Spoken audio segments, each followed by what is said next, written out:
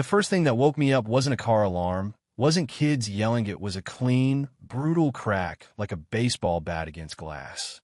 I opened the back door, and there she was, standing over my satellite dish with a hammer in her hand, looking like someone who thought rules were weapons.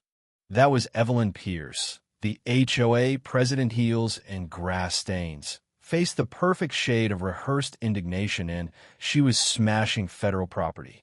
I remember thinking very quietly, if you want to see a person at full tilt, watch them break what they shouldn't and then try to make it someone else's fault. I'm not the yelling type. I don't storm out screaming. I collect things, receipts, dates, footage. My name's Mason Hale. I fix radios for a living, and I know enough to tell what a piece of federal emergency equipment looks like when it's been mangled. And I know how stupid people look when they try to act morally superior while swinging a hammer. Evelyn stared at me like I'd insulted the decor of her imaginary crime scene. "You can't park that here," she said, which was both the first ridiculous sentence and the last reasonable one she'd attempt all morning. "That's a federal receiver," I said. "Illegal to damage government property." She laughed like it was a joke, and when a neighbor, Mrs. Dwart from 2 houses down, went to call it what it was, Evelyn flipped into performance mode. "I'm protecting our covenants," she said, tapping the hammer like it had gravitas. "You people have been noisy, leaving doors open, and that thing totally unnecessary was an eyesore." Her motive was obvious if you live here long enough. Control. Evelyn had been HOA president 6 years, enough to learn every line of power and long enough to forget what people looked like when they weren't scared of fines. Anything unfamiliar was a threat. Anything that threatened her control, even a federal emergency, receiver got called ugly, disposable. 2 hours later, a federal agent showed up. Agent Collins, clean suit, patient eyes, calm authority that didn't need shouting. He asked Evelyn if she had a warrant. She didn't. He asked why she thought she could destroy government property. A crowd had gathered by then, phones out like little juries, and Evelyn's practiced indignation finally hit something like loss. "You don't understand," she said, voice thinning. "Their ice theory not necessary. They make people nervous. Heavy equipment placed following protocols," Collins said, polite but firm. "Smashing it is destruction of federal property. There may be charges." Her control started to unravel. People began talking letters that she'd sent threatening fines, private messages where she called neighbors' names, times she blocked folks from the mailroom because they disagreed. Her power had never been about beauty, it had been leverage. And leverage makes enemies. A week earlier, I found out my neighbor Tom had spent thousands on a privacy fence, only to get an HOA notice claiming it violated aesthetic continuity. He tried to fight it and got bulldozed. Seeing Evelyn smash the receiver, something unrelated but symbolically larger, made him stand up. He handed me his old GoPro footage stamps. Nights she lectured a family about lawn chairs. Suddenly, the evidence was in front of us, neat and damning. Evelyn demanded a special HOA meeting. She wanted drama, to be the aggrieved heroine.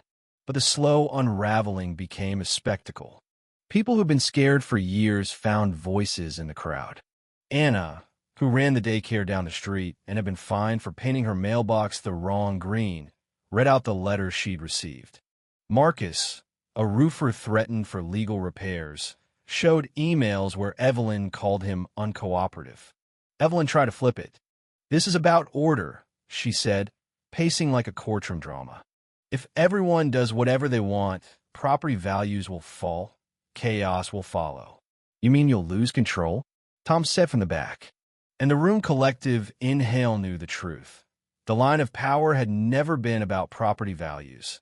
It had been about dictating the day-to-day of people with no lobby, no voice beyond a bitter notice stapled to a mailbox. That line snapped. After the meeting, we weren't content with a symbolic victory. We set up a projector in my driveway Friday night, every clip, every email. Evelyn on a porch berating a young couple for repainting their door, voice messages threatening fines, my GoPro clip of her hitting the federal receiver. No edits, no added humiliation, the evidence spoke. Neighbors came with lawn chairs and popcorn, like some vigil for decent behavior. Evelyn drove by, yelling, "You will regret this," and 1,000 phones captured a small moment of human fury, not heroism. Legal and social pressure compounded. Federal property had been destroyed. An investigation was underway. Her lawyer, mostly ornamental until now, got nervous. The HOA board, sensing public opinion shift, voted to remove her from the presidency, 5-2. The two who voted to keep her later admitted they'd been threatened. Being threatened is a poor way to retain dignity. Confrontations always come down to a single moment where dignity and exposure collide. For Evelyn, it was in front of my house, Agent Collins calmly delivering a federal notice. "You can be charged." Suddenly, no letters, no quorum, just her, stripped of props. She lunged with words, calling our documentation entrapment, accusing neighbors of ganging up. An older woman with arthritis told her to sit down or face arrest for public disturbance. Almost funny, the small absurdity after a month of tension. But here's where it gets messy. Evelyn didn't go to jail.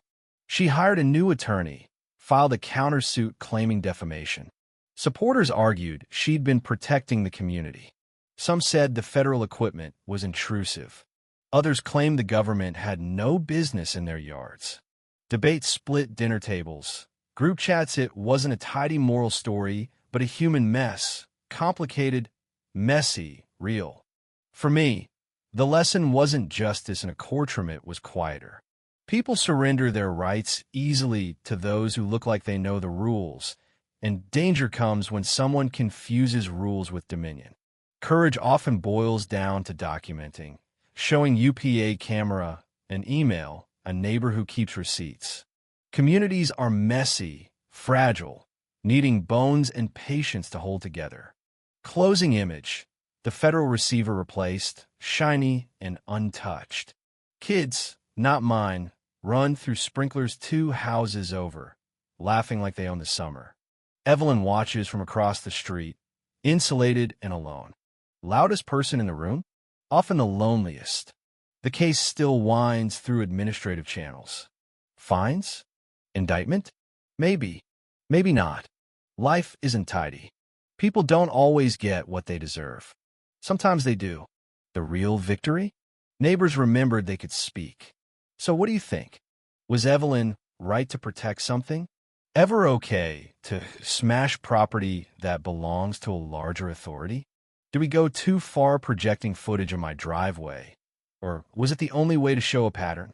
Drop your take, blunt, kind, whatever, but convince me. And if you face someone using rules like a sword, tell that story too.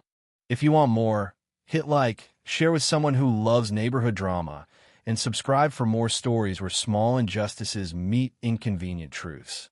I'll read your comments, I promise. Because here, the ending isn't the last page, it's the first argument. Yeah. So picking up right where that left off, the fallout didn't stop just because the HOA meeting ended or the federal notice was delivered. Life around here has this way of keeping you on stuff, reminding you that the story doesn't pause just because you want it to. Evelyn, for all her theatrics, retreated for a bit, sulking behind her emails and attorney, but the energy she'd unleashed lingered. People started talking more openly in the cul-de-sac, in grocery stores, at the bus stop, anywhere you could get 2 neighbors alone for more than 30 seconds. Small grievances turned into conversations about fairness, about rules, about who really decides what community standards mean. One afternoon, I noticed Tom walking around with a measuring tape and a clipboard, marking out lines for something, a subtle little tweak to his property. Nothing drastic, just testing the waters. I asked what he was up to. He smirked and said, "Just seeing if the HOA notices when you do it by the book." And yeah, that happened. People quietly reclaiming autonomy in ways Evelyn never accounted for, because she'd assumed fear was permanent. Fear, as it turns out, is fragile when it meets consistency and a little bit of courage. Then there was Anna from the daycare. She started organizing casual meetups, neighbors bringing snacks, kids running wild, dogs barking. It was almost chaotic, but in the best way possible, because it reminded everyone what the neighborhood could feel like when it wasn't policed by one person's ego. And Marcus, the roofer, got brave enough to host a DIY seminar in his driveway showing people how to handle basic repairs without fear of being fined. I swear, a few of those afternoons looked like a mashup between a block party and a town hall. And for a minute, you could almost forget the tension Evelyn had created. The twist? Evelyn didn't vanish quietly. She kept emailing, sending letters through legalese that made her sound reasonable. Pivot. She'd charm. She'd threaten subtlety, but people had memories now.